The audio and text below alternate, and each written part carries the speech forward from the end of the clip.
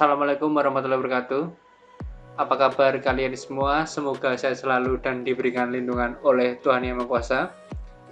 Pada kesempatan kali ini kita akan membahas mengenai kualitas penduduk dan indeks pembangunan manusia atau bisa disingkat IPM. Kita mulai dari pembahasan kualitas penduduk. Apa kalian tahu bagaimana kriteria penduduk yang berkualitas tinggi? Lalu kira-kira apa saja kriteria yang digunakan untuk menilai kualitas penduduk? Sebelum kita memulai membahasnya, kita perlu mencari keterkaitan antara data kependudukan dengan kualitas penduduk. Data kependudukan kan sudah kita bahas pada pertemuan sebelumnya. Data yang berkaitan dengan kualitas penduduk yaitu seperti tingkat pendapatan penduduk, tingkat pendidikan, dan kondisi kesehatan. Kualitas penduduk yang tinggi dapat meningkatkan pembangunan di suatu wilayah. Oleh karena itu, kita dapat mengembangkan potensi diri, mengasah keterampilan, dan tekun belajar untuk meningkatkan kualitas penduduk Indonesia. Seperti halnya negara maju dipengaruhi oleh kualitas penduduk yang tinggi. Kualitas penduduk menunjukkan tingkat kehidupan penduduk berkaitan dengan kemampuan memenuhi berbagai kebutuhan hidup. Kualitas penduduk dipengaruhi faktor pendapatan, kesehatan, dan pendidikan. Bagaimana ketiganya dapat mempengaruhi kualitas penduduk? Mari kita bahas bersama-sama, mulai dari pendapatan. Tingkat pendapatan berhubungan dengan status ekonomi penduduk. Realitanya, penduduk dengan pendapatan tinggi mampu memenuhi kebutuhan pokok seperti makanan, pakaian, dan tempat tinggal. Tingkat pendapatan diukur dari pendapatan per kapita atau per capita income, yaitu membandingkan jumlah kekayaan negara secara keseluruhan dengan jumlah penduduk. Rumus untuk menentukan tingkat pendapatan per kapita sebagai berikut. Pendapatan per kapita sama dengan GNP atau Gross National Product, yaitu pendapatan negara dalam 1 tahun dibagi P jumlah penduduk. Langsung saja masuk ke contoh soalnya. Pada tahun 2015, GNP Indonesia mencapai 860,9 miliar US dollar. Sedangkan pada tahun yang sama, penduduk Indonesia mencapai 258,4 juta jiwa. Berapakah besar pendapatan per kapita Indonesia pada tahun 2015? Tinggal kita masukkan saja. Jadikan pendapatan per kapitanya ya. Itu GNP-nya dibagi jumlah penduduk ya. Jadi 860 miliar ya ini ya. Jadi nolnya 9 dibagi ini 258 juta, jadi nolnya 6. Ini 4 ya. Coret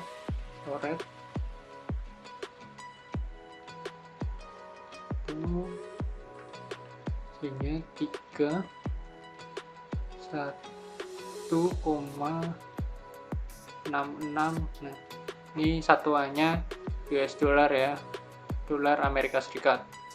Jadi pendapatan per kapita Indonesia tahun 2015 adalah 3.331,66 US dollar. Berikutnya kita masuk ke kesehatan. Kesehatan seseorang menjadi modal utama untuk melakukan aktivitas sehari-hari. Orang-orang yang sehat biasanya lebih produktif dan aktif dibandingkan orang yang sedang sakit. Oleh karena itu, faktor-faktor terkait kesehatan perlu diperhatikan. Akhir-akhir ini penyakit biasa dialami orang usia lanjut, serta juga dapat menyerang penduduk yang usianya masih muda. Kondisi tersebut tidak lepas dari gaya hidup. Sebagian besar penyakit berasal dari makanan yang tidak sehat. Kesehatan juga dipengaruhi layanan kesehatan dan kondisi lingkungan sekitar. Selain itu, pada saat ini dunia sedang dilanda pandemi COVID-19. melihat kasus positif di Indonesia semakin meningkat, diharapkan kalian selalu menjaga kebersihan dan kesehatan. Selalu pakai masker bila keluar rumah, tetap jaga jarak, hindari kerumunan, dan sering-sering cuci tangan. Daerah dengan fasilitas kesehatan yang lengkap mendukung peningkatan kesehatan penduduk. Sebaliknya, bila daerah tersebut memiliki fasilitas kesehatan yang minim, menyebabkan tingkat kesehatan penduduk rendah. Fasilitas kesehatan mencakup ketersediaan tenaga medis seperti dokter, paramedis, apoteker, dan bidan, serta tempat pemeriksaan kesehatan seperti puskesmas, rumah sakit, klinik, dokter praktik, dan apotek. Tingkat kesehatan dalam analisis kependudukan dapat diukur dari angka kematian bayi dan angka harapan hidup. Apa perbedaan keduanya? Nah, mari lihat penjelasannya. Tingkat kematian bayi. Mengapa kematian bayi menjadi salah satu parameter tingkat kesehatan penduduk? Kelahiran bayi merupakan tanda awal kehidupan. Indikasi kesehatan bayi yang lahir hidup dipengaruhi tingkat kesehatan ibunya, pemenuhan gizi keluarga, dan fasilitas kesehatan. Makin tinggi angka kematian bayi, maka makin rendah kualitas kesehatan penduduk. Menurut data survei demografi dan kesehatan Indonesia atau disingkat SDKI tahun 2017, angka kematian bayi di beberapa daerah di Indonesia mengalami penurunan. Itu hal yang baik ya, karena keselamatan bayinya menjadi meningkat. Kondisi ini menunjukkan kualitas kesehatan penduduk mulai baik. Perhatian akan kesehatan terhadap ibu semakin meningkat juga. Berikutnya, apa itu angka harapan hidup saat lahir atau bisa disingkat AHH? Hidup lebih lama merupakan keinginan setiap orang pastinya. Mendapatkan umur yang panjang, seseorang perlu menjaga kesehatannya dengan baik. Angka harapan hidup saat lahir merupakan usia rata-rata harapan seorang bayi yang baru lahir untuk hidup dan mencapai usia tertentu hingga meninggal dunia. Makin tinggi angka harapan hidup saat lahir, makin tinggi tingkat kesehatan penduduk. Dalam sebuah penelitian disebutkan usia harapan hidup tidak hanya dipengaruhi tingkat kesehatan fisik saja, tetapi juga dipengaruhi oleh kesehatan mental. Mental yang kuat berhubungan dengan rasa kepuasan dalam menjalani kehidupan. Perasaan tentram dan damai merupakan wujud sikap mental yang sehat. Pada saat ini kan kita sering mendengar kabar mengenai kesehatan mental kan. Nah, seringkali itu dijadikan tren. Saya sarankan apabila kalian mengalami gejala stres ringan ataupun berat, jangan langsung kalian self-program atau mendiagnosa secara pribadi. Sebaiknya kalian tetap datang ke orang yang lebih ahli seperti psikiater ataupun psikolog.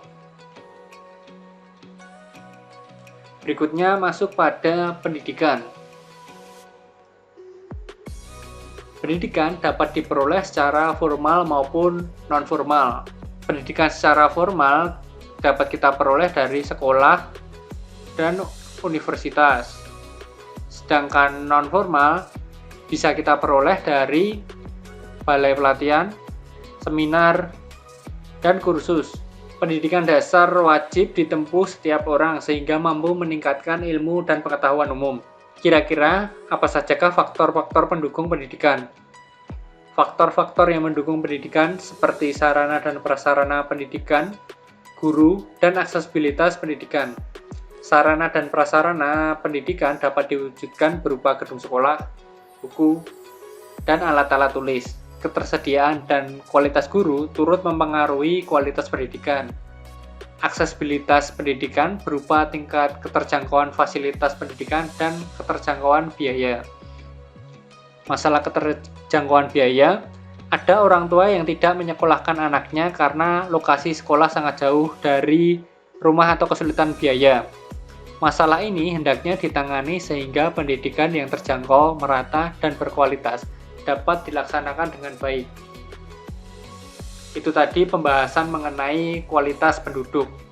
Kita akan masuk mengenai pembahasan Indeks Pembangunan Manusia atau bisa disingkat dengan IPM. Menurut United Nations Development Program atau UNDP, ide dasar munculnya IPM bermula dari pernyataan berikut. Manusia adalah kekayaan bangsa yang sesungguhnya. Tujuan utama pembangunan adalah menciptakan lingkungan yang memungkinkan bagi rakyatnya untuk menikmati umur panjang, sehat, dan menjalankan kehidupan yang produktif. Kondisi tersebut tampaknya merupakan suatu kenyataan yang sederhana, tetapi sering terabaikan. Penyebabnya karena kesibukan jangka pendek untuk mengumpulkan harta dan uang. Itu dikutip dari Human Development Report pada tahun 1990. Pembangunan suatu negara tidak hanya berwujud pembangunan fisik. Pembangunan yang paling penting yaitu pembangunan manusia. IPM pertama kali dicanangkan UNDP juga pada tahun 1990. Lalu, apa itu IPM? Pengertian IPM. Menurut UNDP, IPM adalah alat ukur untuk mengetahui capaian pembangunan berbasis jumlah komponen dasar kualitas hidup.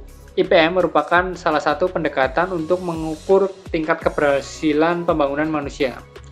Lalu, apa keterkaitan antara IPM dengan kualitas penduduk? Konsep pembangunan manusia seutuhnya merupakan konsep yang mengarah pada peningkatan kualitas hidup penduduk. Kualitas penduduk terkait dengan kondisi fisik, mental, ataupun spiritual. Pembangunan menitikberatkan pada pembangunan sumber daya manusia seiring dengan pertumbuhan ekonomi. Pembangunan sumber daya manusia secara fisik dan mental mengarah pada peningkatan kapasitas dasar penduduk. Kapasitas penduduk tersebut diharapkan mampu memperbesar tingkat partisipasi pembangunan berkelanjutan. Pembangunan manusia sebagai ukuran kinerja pembangunan secara keseluruhan dibentuk melalui pendekatan 3 dimensi dasar, yaitu umur yang panjang dan sehat, pengetahuan yang luas, serta penghidupan yang layak. Selanjutnya kita akan membahas mengenai manfaat indeks pembangunan manusia. Manfaatnya ada 3, yaitu IPM merupakan indikator pengukuran keberhasilan dalam upaya membangun kualitas hidup manusia atau masyarakat. Kedua, IPM dapat menentukan peringkat atau level pembangunan suatu wilayah ataupun negara.